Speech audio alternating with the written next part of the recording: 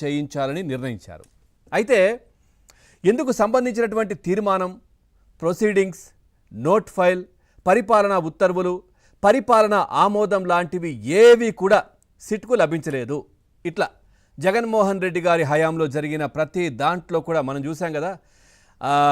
ఇక అధికారంలోకి మనమే మళ్ళీ రాబోతున్నామనే దాంతో గతంలో చూసాం.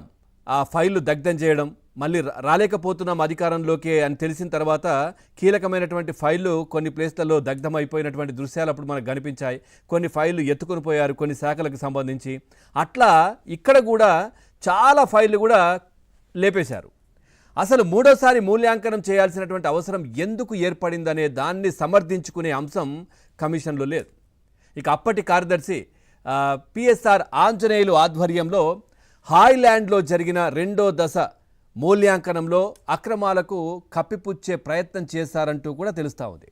ఇందుకోసం 49,000 బార్కోడ్ ఓఎంఆర్ వాల్యుయేషన్ స్లిప్పులను డూప్లికేట్వి తిరిగి ప్రింట్ చేయించారంట. ఎంత పెద్ద మోసం చేశారు వీళ్ళు! ఎంతమంది పిల్లల జీవితాలతో ఆడుకున్నారు. ఇక విజయవాడలో జరిగినటువంటి తుది దశ మూల్యాంకనం వల్ల ఎంతోమంది అభ్యర్థులు నష్టపోయారంట. కొందరికి అసాధారణ లబ్ధి చేకూరింది. మరోవైపు ఇంటర్వ్యూల్లోనూ అసాధారణంగా మార్కులు వేశారంట. మొదటి దశలో జరిగినటువంటి డిజిటల్ మూల్యాంకనం తర్వాత రెండో దశ హాయ్లాండ్ మూల్యాంకనాల్లో అనేక అక్రమాలు కూడా జరిగినా వాటి ఫలితాల ఆధారంగా ఉద్యోగాలకు అభ్యర్థులను ఎంపిక చేయలేదు. దీంతో నియామకాల్లో అభ్యర్థులకు ప్రత్యక్ష నష్టం జరగలేదు. కానీ తుది దశ అయిన మూడోసారి మూల్యాంకనం ఆధారంగానే 165 మందికి ఉద్యోగాలు వచ్చాయి.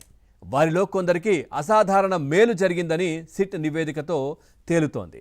ఎట్లా చేశారు వీళ్ళంటే, ఇంటర్వ్యూలో తక్కువ మార్కులు వచ్చిన వాళ్ళకి ఎట్లా ఉందంటే, గ్రూప్ 1 మెయిన్స్ పరీక్షల్లో 382.5 మార్కులు సాధించినటువంటి అభ్యర్థులు ఒకసారి మనం చూస్తే కనుక చిన్న ఎస్సీ అభ్యర్థికి ఇంటర్వ్యూలో కేవలం 41 మార్కులే వేశారు.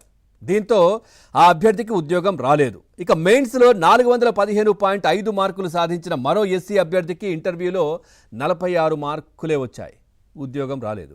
తర్వాత 422.5 మార్కులు సాధించిన ఓసీ అభ్యర్థికి ఇంటర్వ్యూలో 64 మార్కులు మాత్రమే వేశారు, ఉద్యోగం రాలేదు.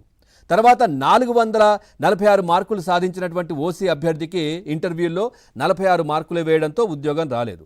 అట్లాగే 404 మార్కులు సాధించిన బీసీడీ అభ్యర్థికి ఇంటర్వ్యూలో 50 మార్కులు వేయగా ఉద్యోగం రాలేదు. ఇట్లా ఏదైతే రాత పరీక్షలో ఇంత బ్రహ్మాండంగా వీళ్ళు మార్కులు సాధించారు, ఇంటర్వ్యూలో మార్కులు తప్పాయి ఇక్కడ.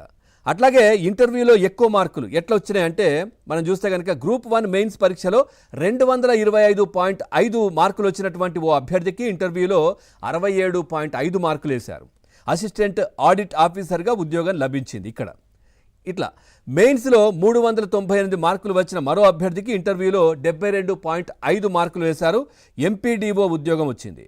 ఇక 392 మార్కులు వచ్చినటువంటి అభ్యర్థికి ఇంటర్వ్యూలో 72 మార్కులు వేశారు, ఎంపీడీఓ ఉద్యోగం వచ్చింది. 400 మార్కులు వచ్చిన మరో అభ్యర్థికి ఇంటర్వ్యూలో 72.5 మార్కులు వేశారు, ఎక్సైజ్లో ఏఈఎస్ ఉద్యోగం వచ్చింది. ఇట్లా ఇష్టానుసారంగా అసలు మామూలుగా చేయలేదు. ఫైళ్ళన్నీ గల్లంతు చేశారు, నచ్చిన వాళ్ళకు ఇచ్చేశారు. ఆ తర్వాత ఎగ్జామినర్ సమాచారం కూడా లీక్ అయిందంట దీంట్లో. ఇట్లా ఇష్టానుసారంగా వ్యవహరించారు జగన్మోహన్ రెడ్డి గారు అధికారంలో ఉన్నప్పుడు. అంటే ఆయనకు సంబంధించినటువంటి వాళ్ళు కావచ్చు, లేదంటే ఆయన అధికారంలో ఉన్నప్పుడు జరిగిన పరిపాలన, ఈ విధమైనటువంటి పరిపాలన కొనసాగింది. సో ఒకసారి మనం ఈ అంశానికి సంబంధించి మనం చర్చలోకి వెళ్దాం. చర్చలో పాల్గొంటున్నారు టీడీపీ పార్టీ నుంచి విజయ్ కిరణ్ గారు.